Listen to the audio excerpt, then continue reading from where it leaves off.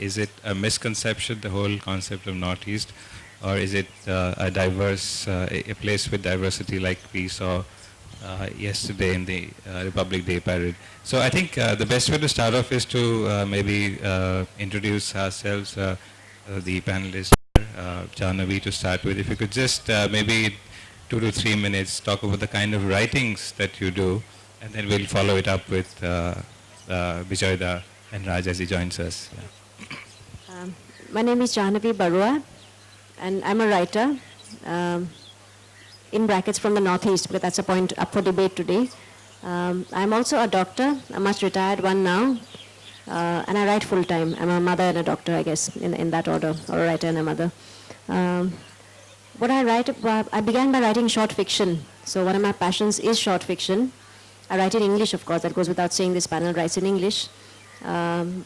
I began with short fiction with a few short stories which got put together and got published by Penguin. The first book is called Next Door. And then I wrote a novel after that called Rebirth. My writings are about human relationships. I think the human condition, really. I'm fascinated by human nature, about what goes on underneath the surface of what you see expressed outside. So the various currents, the various threads that run underneath a person's life is what fascinates me, and how they interact, how they spark off, how they intertwine with other people's threads, underground threads. Largely, at the core of it, that's what my writing is about. I write a bit of nonfiction for periodicals, for newspapers, but my major focus is, I think, human relationships. And I'll hand it over to Bijoy to talk about his writing. My name is Bijoy Kumar Tayanjam. I'm a Manipuri, so my first name is Bijoy Kumar, then Tayanjam is my surname or my last name, but it's a common practice for us to put our name, our surname before the first name. So I write my name is Tayanjam Bijoy Kumar Singh. By profession, I'm an engineer, then I took up writing as a hobby. I write short fictions and I wrote some non-fiction also. And coming to the Northeast, Northeast is a name given to the 7 states of the Northeast. Now Sikkim has also joined. So there are 8 states in the Northeast. It's a name given for administrative convenience, but it fails to give the real picture of the Northeast. Northeast, there are so many cultures, so many languages, so many things are there, but everyone refer to us, actually, to the people of the Northeast as the Northeast. So I think it's a misnomer kind of thing. And one more thing is that as long as we are in the Northeast, we feel that we are Indians. Once we come out of the Northeast and we are in the metros, then another adjective is put before our name, incongruous Indians. So we have been mistaken as foreigners quite often. Very often we have been mistaken as foreigners, not as Indian. And coming to my writing, I write short fictions and I write poetry. And I write for myself only, because whatever strikes my mind, I write it. Because I don't know what the readers would like or would not like. So I write my stories for my own satisfaction. That's the best way to write, I think. Then after I finish a piece, then before giving it to the press, then I have to check it again, whether I have whether there is anything which people may not write or people will feel offended. These things I do. Otherwise, I write for myself. Thank you.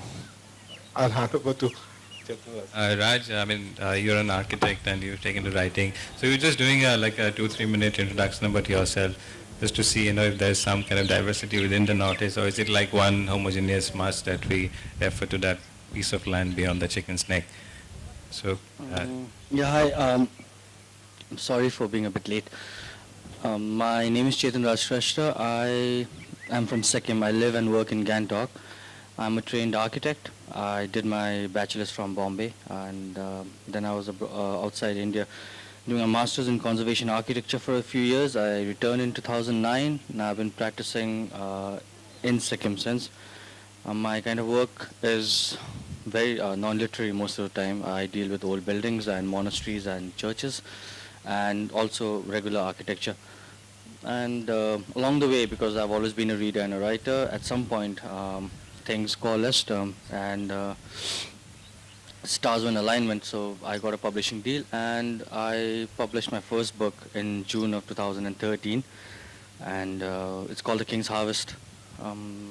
As for the northeastern thing, I really don't know. Sikkim is not contiguous with the northeast, we're different from it, and yet for administrative reasons, sometimes we are clubbed with it, sometimes we are out of it. It has its own relationship with the rest of India, some of it good, some of it bad, but by and large I think it's we don't really have too much of an issue with it actually. Yeah. So, like Raj, I actually studied architecture as well, and then set up a business wherein we're actually trying to say that architects should not be designing structures like this in today's time. So you need to get into standardization. So we actually build homes. What I'm trying to say is I'm still running a business in the building industry. Because writing is still not paying. I don't think it's a paying profession. So for me, writing has been more like a hobby. Last year, I wrote a book called Smartphones Dumb People with a question mark at the end. The answer is inside the book. And I happen to be born in Guwahati, and I spent my initial years there. Now I'm settled in Bombay. It's good to be with such a diverse Nice, thanks. set of people, and it's interesting that we have an architect, a doctor, and an engineer sitting here, all of them. Actually. Is this something about the Northeast, some kind of a trend you see, Jahnavi, or because maybe there are not enough opportunities for engineers and doctors in the Northeast, and people take to other professions? Actually, I think it's probably a trend everywhere in India, because as all of you know, none of us can make a living out of writing. It's not going to pay even your mobile phone bill, what we earn in a month. I tell my maids jokingly, you actually earn more than I do. Do you realize when I sort of divide my royalties for the year by 12, my maid earns more than I earn. So we cannot make a living out of writing. So what happens, I think in India, is that people come into writing after they have a set profession, a profession which will take care of the bills, and be treated like, I heard Pathajit say that it's a hobby. I heard Bijoyda say it's a hobby, but really it's not. I mean, that probably is our vocation. I put it as a vocation. It's like being a doctor or a nun or, activist. Writing is probably a vocation for us. We do it because it makes us happy. We also do it because we can't do without it.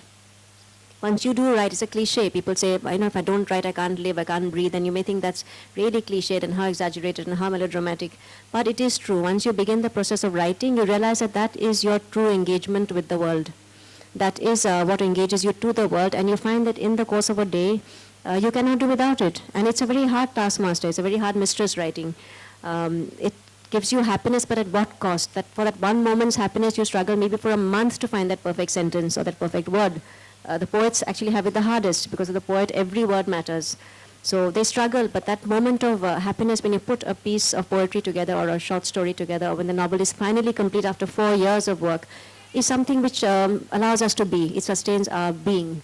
So yes, I think you will always find that writers are doing something else. So they are doctors. In Assam particularly, there has been, in fact, very senior writers who are sort of very active professionals. Principals of medical colleges are very, very well-known novelists, Sahitya Akademi winners, etc.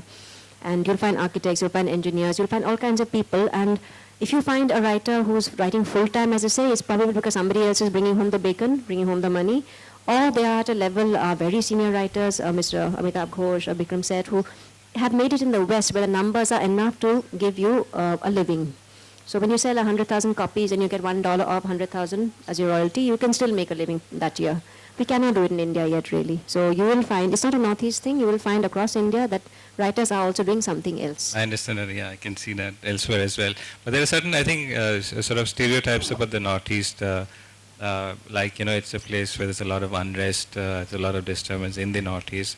Do you think, I've read some of your works, and I've seen some of your works also yesterday, that there are certain common themes which runs across all these states, which influences our writings. Is the state of unrest one of them? Are there any other topics which you think are common? Bijoyda, what do you think about that? We write about what we know. Since we have been going through turbulent years, we write about it. And there are other things also we write. But what I find is that the writers from the Northeast are deeply rooted to their culture and to the immediate surroundings. But whereas writers, English, particularly English writers from mainland India, they write about metropolitan life, the life of the people in the metros. This is the basic difference. We write about our culture. Our writings are deeply rooted to our soil, to our culture, and to the immediate surroundings. This is what I find. So, just to carry forward that question, rooted to the soil that you mentioned, I mean, you've also written a book which is about your state. Does that make it a little more difficult for you to write? Does it change your writing style in some sense that you have to explain more to people? Like, for example, if I write about, say, a story set in Bombay, in a, something in a call center or somewhere else, I don't really have to explain too much. But if you're explaining your local culture and your heritage, does it change your style itself in some way? Does it become more difficult? Not really. In the sense, I think the thing that I struggle with most, the aspect of writing in the book I struggle with most is probably dialogue. I still haven't found the perfect balance between the voices I hear on the street and what comes onto the page. I'm working on that. But apart from that, not really. There has to be a certain arrogance, I think, because you can't go around explaining everything about yourself all the time. There are always universal values underpinning everything you write. So, and there are also local eccentricities or local particularities that are going to get missed out. And instead of saying, like, what chicken cooked in a particular way smells like, you might as well not describe that chicken, I think, and then just move ahead and get on with the plot and get on with the story, because at the end, the overall impression is also has some value, and that itself will help. I think I think the people who agonize over it are actually wasting the time. They stress far too much. The thing is, whatever you can do, you do, and you move on, and you try and reach the end of the book as quickly as you can, I think. I think the very fact that you're writing in English. Sorry, I'm interrupting, but I'd like to take up the point fresh when Chetan finishes, as he finishes. You're absolutely right, this question about do you need to explain yourself? And when you're writing from the margins, how do you explain it to the mainland? I heard the word mainland coming from Richarda. Because you're right, a Bombay or a Delhi is so easily understood. Someone writes about Republic Day at India Gate, we have the visuals right there in our face. You write about Calcutta, Victoria Memorial, a love story set around the Maidan, it's in your face. We get it straight away. But what is it about the Northeast? We need to explain, and one struggles with it because the whole concept of writing in English is a very new one, not just in the Northeast, in India itself. There's been a surge of writing in the last 2-3 decades, yes, but that's still young. And in the Northeast, there's been a surge maybe in the last 10-15 years. So the ones who started writing earlier, I started writing 10 years ago, so in our field, maybe I'm senior. We have to struggle with this idea in that number one, is it going to be, do we have to explain? Because after all, fiction is not meant to be educative. I don't want to educate you about the Northeast. But I do, in a sense, want to open your eyes and soul to the Northeast. So how do I do that? So the question of this word I picked up, arrogance, what you said, is very interesting because I decided early on that I will not use italics. In my writing, I make it a point not to use italics. So when I use an Assamese word, if I have to, then it is only because I have to. There's no other way around it. If I have to describe our dress, I will say mekhela. I will not say a skirt stitched looking like a tube skirt or something, because that's taking away from it. So it's not really arrogance, but I was looking at Western books and said, if someone can just use lasagna without italics, and I'm supposed to know what a fettuccine and what a lasagna is, I take the trouble to find out if I don't know about it. I go onto the internet, you can Google search anything. So I decided I'll use our Assamese words in bold, in normal print. And people take the trouble to find out. So once you say tenga once, which is this sour tomato curry we have, next time you find the person knows a lot more about tenga than you do. Because I find a journalist telling me one day, not fish tenga, Baido, tell me about some other tengas you'll make in your part of the country. So it is education, it is opening one's soul. So there's no need to agonize over it. You're absolutely right. And for that matter, the larger theme of do we have to write from our state? We actually are not writing consciously, I at least not from my state. Because a state is just, a place is just a place. It is a strong sense of place. It gives you so many inputs, but it is more than that. We are writing about the human condition. And it just so happens it's set in a Gangtok or in a Guwahati, but we're talking about love and longings and betrayals and aspirations, and those are universal values. And yes, the sense of a place gives you a strong sense of flavor, and I'm all for it. I'm kind of said to be a writer with a strong sense of place. But let's not forget the bigger picture. So I will write unconsciously. I will write to you as if I expect you to know my Guwahati. He'll expect you to know his Gangtok, whatever you know. You'll get a flavor of the place, and you will go back and look for more, and you will get it. I think that's the whole point of a piece of fiction, really. I just have to add something to what Janavi has said. This is quite right in all what she said. I want to add one more point. Initially, I wrote my stories in English. Then later on, I rewrote some of my stories into Manipuri, translated or rewrite again. So writing in my own mother tongue and writing in English, these are two different things. Because when I write in English, I'm projecting my culture, everything to readers outside Manipur who know nothing about Manipur. So I have to explain everything in detail. And I agree with Janavi that some of the words I have to use in Manipuri because equivalent thing, if you put it in English, then the whole beauty of it is spoiled and you don't get a what you call flavor of the story. So I retain some of Manipuri words in the stories I write.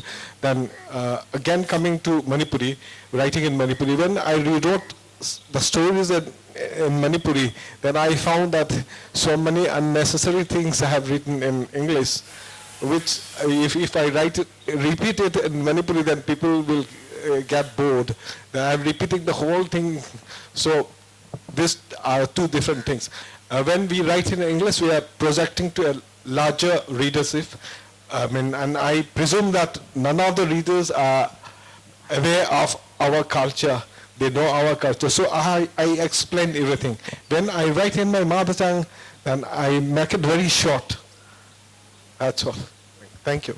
I think you're doing a great service to explain things about the Northeast. I mean, just one question to what you were saying. You write in Manipuri as well as in the English. I mean, you have to write in English for a larger audience.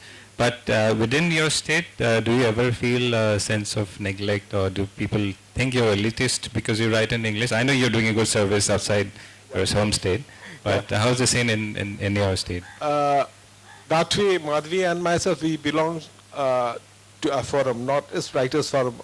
I think we have got chapters in all 8 states. There, people take us as elitist. We have got an elitist image. This we want to do away with. In Manipur, I don't think it's much there because not many people are writing in English. But in Guwahati, many of our members are there. So people have got this. People think that we are elitist and we have got this elitist this image. So we want to do away with this. We are trying to invite as many writers from other languages to be members of our forum, and we are doing translation in a huge way. All the states we are taking up translation in a big way. Pathajit, to answer your question a little differently, I think in any Indian culture, you are always questioned when you write in English. It's not a problem particular to Assam or the Northeast. I have lived in Bangalore on and off for the last 20 years, 2 decades almost, and writers in English from there very much more established than writers from the Northeast or anywhere else.